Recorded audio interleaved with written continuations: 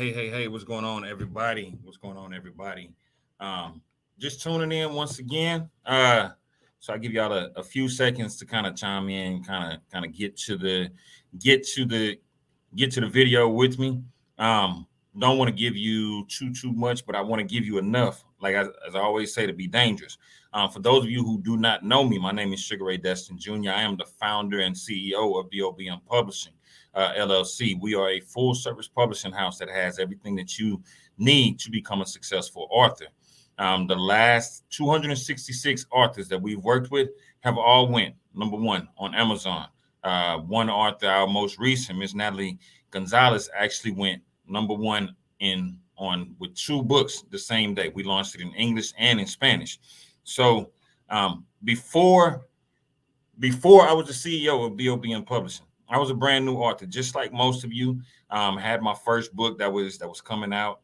Was super excited. Was anxious. Was ready. And I had that feeling that most of you have.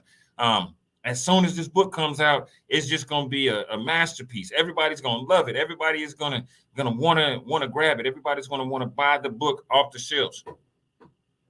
Didn't happen that way. It did not happen that way. Luckily, I had the intuition, and I had the drive to get out there and go and push that book to the people that I knew. So sold several hundred copies of the book. Actually used the book and turned it into a youth program. So the first book, Claim Your Destiny, became the Claim Your Destiny Youth Leadership Program. I actually had a different audience in mind for Claim Your Destiny. I saw it more as something for executives, something for adults, something for business people, something for people who were chasing a larger life, chasing something bigger than themselves. But what I found was that the principles inside related to the youngsters that were in my immediate sphere of influence. So what were the mistakes that I made though? Because I want you to be able to avoid these mistakes that I had initially. One of the first things was I went out there and I thought it was just going to be easy to write this book. When I say I thought it was going to be easy to write this book, it wasn't. It took me a while. I told my mentor and me laugh at this all the time. I told my mentor I had this book to you in 2 weeks because he told me I needed something to leave behind with my audience. That 2 weeks actually turned into 5 years.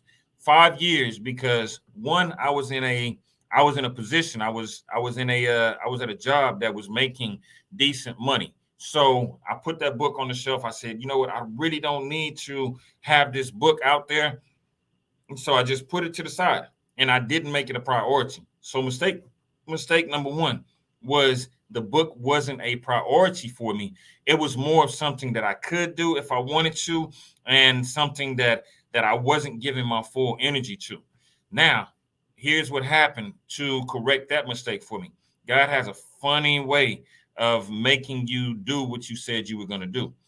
2014, life hit, and it hit really hard.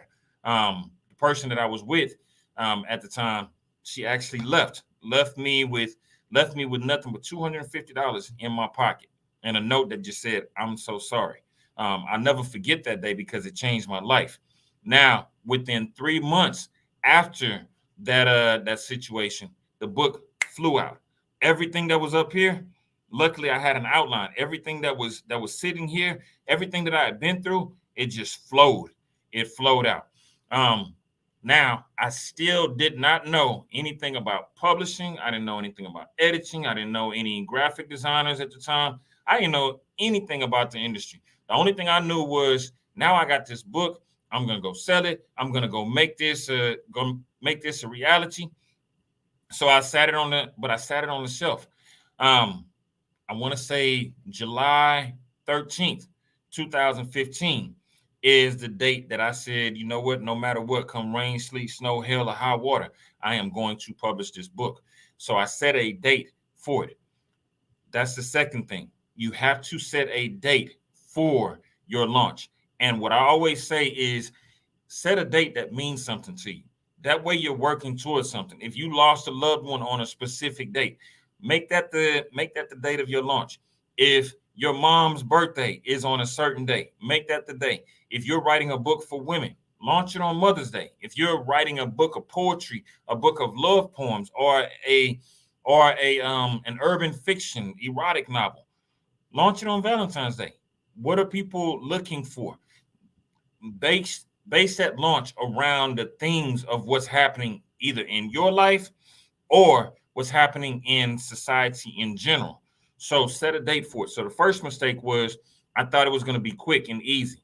Second thing, or then I put it on the back burner. Second thing was I didn't have an initial date. Once I set that date, that book came out. The third mistake that I made as a brand new author, and this is something that I see that a lot of new authors make, is getting the wrong editor or trying to self-edit. Believe it or not, there's a reason we had English teachers. There's a reason that we had to write so many papers. There's a reason we got better as we went along. So find someone who has experience with the English language if you're launching your book in English, with the Spanish language if you're launching your book in Spanish. Find somebody who does this for a living. An English teacher is a good one. An English professor is even better. And if you are getting your book out to society, get a professional editor. Professional editors, most people say, well, paying for an editor is so expensive. No, it's not. No, it's not. It's less expensive to have it professionally done by an expert than it is to have your book self-edited, and then people come back to you and say, oh, you had a whole lot of misspelled words and your punctuation was all off. You got periods where it's supposed to be commas, and you don't know about a semicolon, and ain't no paragraphs in here. Get a professional editor. Professional editors run anywhere from, I want to say, anywhere from 2 to 10 cents per word. Obviously, the more experienced editors are going to cost more, but the more they cost, the better the quality, right? And there's different types of editing. There is proofreading, which is what most people think is editing. And all that is putting it into Microsoft Word, doing a quick spell check, doing a quick grammar check, checking and making sure that the punctuation and the word, the sentence structure is right. That's not it. There's so much more to it. You want to make sure that your writing conveys the message that you want, and it is connecting to your target reader. So if it's connecting to your target reader, good for you. But that's what a good editor will do. They'll work on your sentence structure. They'll work on the wordplay. They'll work on the punctuation. And we even have developmental editors. A developmental editor is somebody who will look at your book and say, this is good, but it could be better. So find you a professional editor. Don't let your uncle Pookie and your cousin Raul down the street edit your book because they want a third grade spelling bee. That does not work. Not for professional literature. The next thing is find a professional cover designer, a professional graphic designer. Just because you know someone who, and what I did, I actually got very blessed because my book was launching on a Thursday, and that Sunday, I was actually working overnight at the time. On that Sunday, one of the young ladies that I was working with, rest in peace, Miss Jennifer White, she said, I'm a graphic designer and I'll design your book cover for you. It had everything that I wanted on it. It had the eagles. It had a man with his arms outstretched. It had the scene that represented claiming your destiny. The only thing that was off for me was the color scheme. But I went back and I actually had another professional to redesign the cover for me, and that's the cover that I have on the book now. Once again, the book will be relaunched with a completely different cover because I've gone through several stages of growth. I've gone through several stages of up branding. My brand has changed. My brand has increased. The last thing that I did was I thought everybody around me was going to support me. I did the mistake that most people do. I got over 3,500 Facebook friends. Everybody on my Facebook feed is gonna buy a book because I know them. I've met them somewhere. That's not the case. Due to the algorithms, there's a lot of people that don't see your content on a regular basis, whether it be on Facebook, Instagram, LinkedIn, wherever you are on social media. Yes, they want to see your content. Yes, they still rock with you. Yes, they still support you, but they don't always see the information that you have. So make sure that you put together a small marketing plan.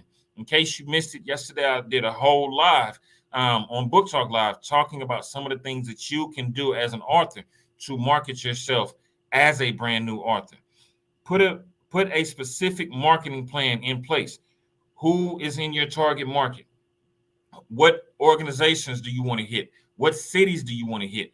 Do you want to have a book tour? Do you want to have a do you want to have a do you want to have places that you can go? Because if you're looking to sell just a few books, yeah, your friends and family are everything. But if you're looking to sell hundreds and thousands, there's different strategies for marketing that you need to implement. Everything from, like I said, the book tour, speaking tour, um, even making sure that you have a website for your book. You have to put a marketing plan in place to bring eyes to that project, because as much as people want to support you, as much as we've all heard, there's over 7 billion people on this earth. The sad fact is 6,999,999,990 don't even know you exist yet. So you have to get yourself out there into the eyes of the public. You have to get yourself out there and put that marketing plan. Like I said, make that book, drop that book at a time when it's significant. If your book is against domestic violence, then do it during Domestic Violence Awareness Month. If your book is against bullying, there's an anti-bullying month. If your book is for something about Black history, drop it in February. If your book is about family, there's a few holidays that are family centered: Mother's Day, Father's Day, Christmas, Thanksgiving. Make sure that your book is connecting with those in your industry. Make sure that your book is connecting with those inside of your market, and make sure that you're connecting correctly with your target audience. And then the last thing is learning about different types of social media for authors. Just because you have a book and you put it on Facebook, everybody on Facebook doesn't read books. But guess what? People that are going to authors pages um, on Amazon do. People that are going to authors pages on Goodreads do. People that are going to author pages on, you get where I'm going. There's plenty of other social media sites that are specifically for authors. If you love writing, on your website, add a blog site, add something that you can connect with people that you're writing about your specialty on a consistent basis. If you are not scared to do video, put yourself out there, do some live videos where you're actually discussing your book. Um, the success of your book is up to you. It really is. You can hire a marketing agent, a marketing team. We have some great marketers on our team. You can hire somebody to do PR for you. You can hire somebody to get you booked on different news networks. Whatever it is, make sure that you are connecting with your audience and you're giving them content that they can come back to again and again, because the success of your book is in your hands. Make sure you set a deadline for when that book is coming out. Make sure that you continue to write even when you don't want to, because if you don't write, you may delay that book another 6 months, another year, another 5 years, like I did. Make sure that you hire a professional editor, a professional graphic designer, and have somebody format it so that it looks uniform on the interior of your book. And lastly, make sure that you're marketing your book successfully to your target audience, because there's plenty of people out here waiting to hear exactly what you have to say, but they got to know that you exist. They have to know that you exist.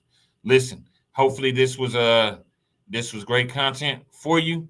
For those of you who are tuned in, do me a favor, go ahead and hit that like button, share it, because you never know what author is still sitting there with the book on the shelf, waiting on this information, and they're still stuck in their head.